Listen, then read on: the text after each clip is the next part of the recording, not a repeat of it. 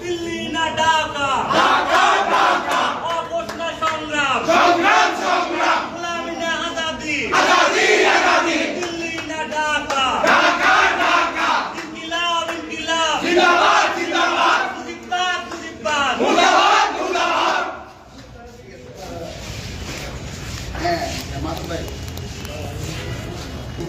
এই মুদারা দেখো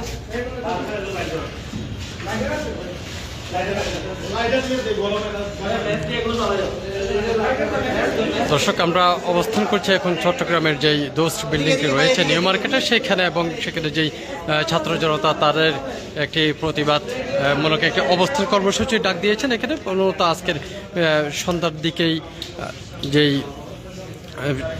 উত্তর জেলা আওয়ামী লীগের যে সদস্যরা ছিল, নেতাকর্মীরা ছিলেন, তারা এখানে এসে এই যে তাদের পুরনো যেই তাদের কার্যালয়টি রয়েছে সেটি উদ্বোধন করেছিলেন। তার পরপরই আমরা দেখতে পেরেছিলাম যেই ছাত্র জনতা এখানে আছেন তারা কিন্তু এর প্রতিবাদ জানায়, এবং তার প্রতিবাদেই কিন্তু তারা এখন অবস্থান কর্মসূচি ডাক দিয়েছেন। সেটি হচ্ছে একেবারে দোস্ত বিল্ডিংয়ের যেই চতুর্থ তলা, সেখানে যে কার্যালয়টি রয়েছে সেখানে আমি একটু দেখানোর চেষ্টা করছি।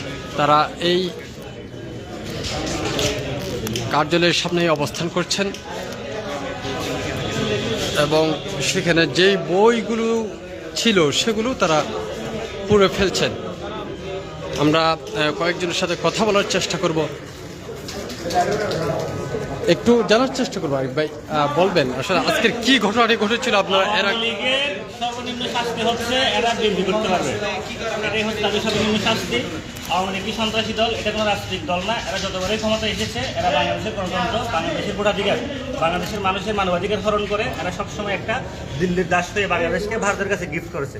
আওয়ামী লীগ যদি ভবিষ্যতে কখনো ক্ষমতায় আসে এই বাংলাদেশকে তারা ভারতের এটা রাজ্য বানাবে। সুতরাং এই সন্ত্রাসী লীগের কোনো ধরনের ঠাঁই নাই বাংলাদেশের রাজনীতিতে। এটা কোনো গণতান্ত্রিক দলও না, এটা কোনো রাজনৈতিক দলও না, এটা একটা সন্ত্রাসী দল, এটা ভারতের একটা এক্সপেনশন এখানে।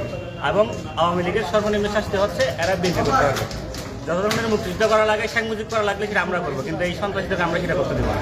এবং তাদের কার্যক্রম নিষিদ্ধ। নিষিদ্ধ থাকা অবস্থায় তারা যে কার্যক্রম মানে এখানে আসে উদ্বোধন করতেছে, ছবি তুলতেছে, এখানে অফিস করতেছে, আমরা এটা ছাত্র জনতা এখানে প্রতিহত করতে আসলাম, এবং এটা ভবিষ্যতে আমরা বজায় রাখবো।